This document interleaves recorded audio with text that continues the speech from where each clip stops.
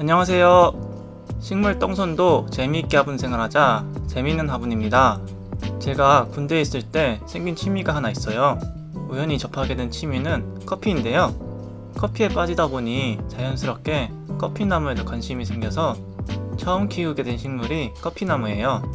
식물에 대해서 관심이 1도 없다가 커피나무를 키우게 돼서 잘 키우고 싶은 마음에 커피나무 키우기라는 네이버 카페에 가입해서 커피나무 키우는 법에 대해서 많이 배웠는데요. 커피나무가 가정에서 키우기 쉬운 나무이지만 손깍지벌레가 생기기 쉬운 나무거든요. 제 나무도 역시나 손깍지벌레가 창궐해 결국은 죽고 말았어요. 그래서 한동안 식물 키우기에 흥미가 없어졌다가 요즘 다시 식물을 키우기 시작하면서 다시 커피나무도 키우고 커피나무 키우기 카페도 다시 보고 있었는데요.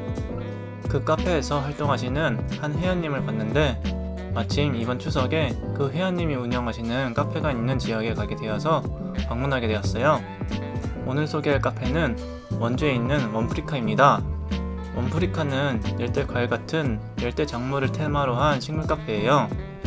외국에 놀러가지 않는 이상 먹어보기 힘든 열대 과일들을 볼 수 있는 곳이에요.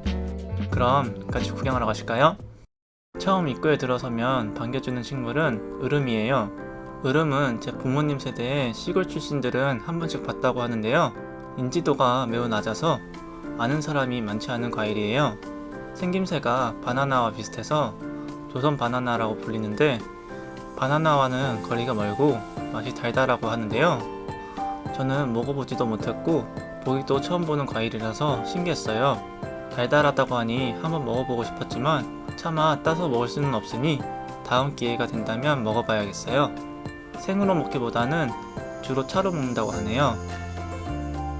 농장으로 나가면 일렬로 줄 서서 맞이해주는 바나나 나무 길이 있어요.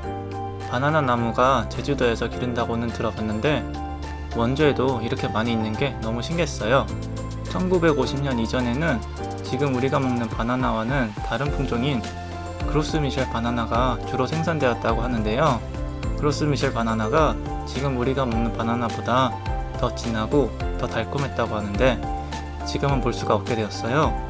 그 이유는 파나마병이라고 하는 전염병으로 멸종이 되었기 때문인데요. 파나마병은 곰팡이병으로 뿌리에 감염이 되면 타고 올라가서 식물 전체에 퍼져 결국 고사하게 되는 병이라고 해요.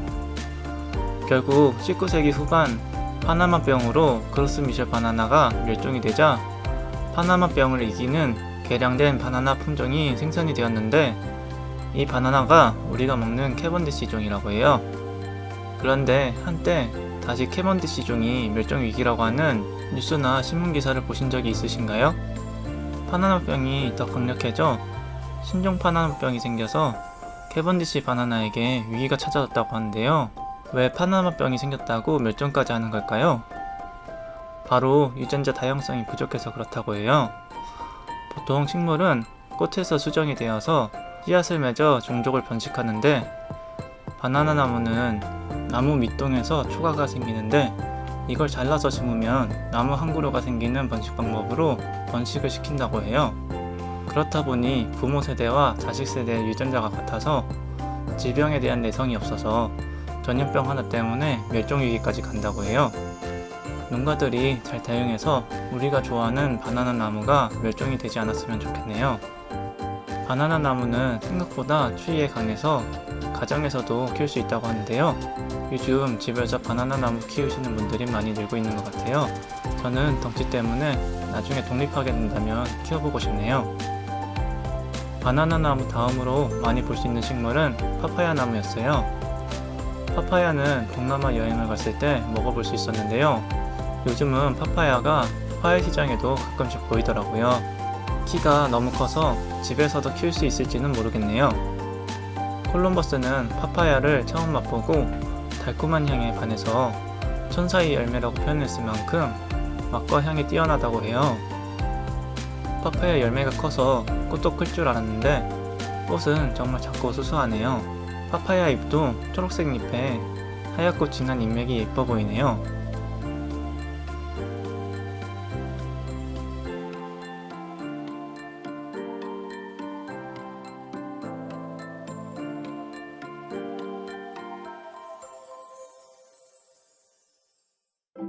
제가 좋아하는 커피나무도 있어요. 커피 열매가 다닥다닥 엄청 많이 열려 있어요. 보통 씨앗을 심고 3년은 키워야 열매가 달린다고 하는데 제 커피나무도 잘 키워서 열매까지 보고 싶네요.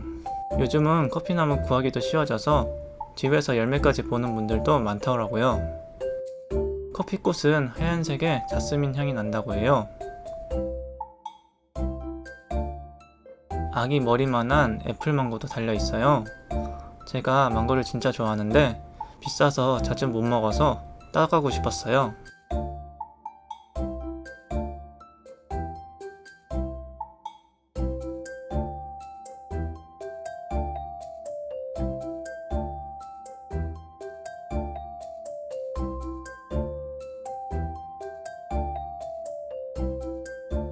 망고도 먹고 씨앗을 심으면 발화가 된다고 해요.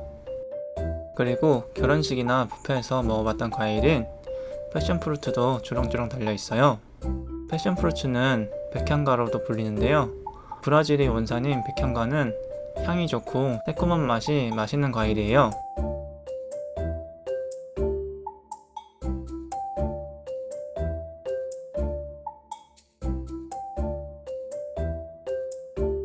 브라질이 원산지라 월동은 되지 않아서 겨울에 밑둥을 화분에 심어서 집에서 겨울을 보내고 봄에 다시 땅에 심으면 열매가 달린다고 해요.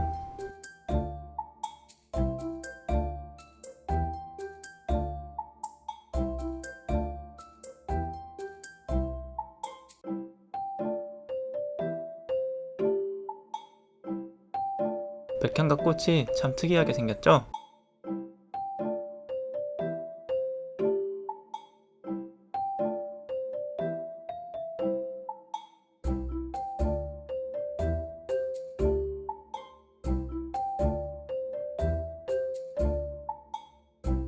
이건 구아바 나무예요.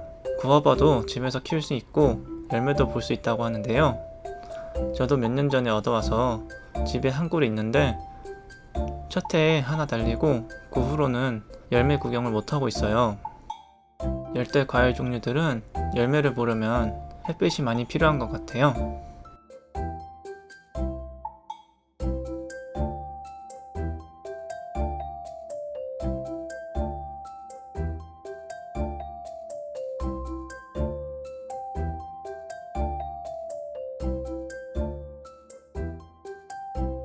오늘 영상에서는 원주에 있는 원프리카를 소개해드렸어요.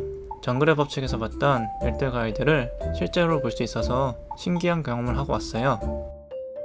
이날 컨디션이 안 좋아서 많이 찍지 못해서 가보시면 훨씬 멋있고 많은 식물들을 구경하실 수 있으실 거예요. 원프리카 방문해서 구경해 보시길 추천드리고 영상 마무리할게요. 지금까지 식물 똥손도 재미있게 화분 생활하자 재미있는 화분이었습니다. 감사합니다.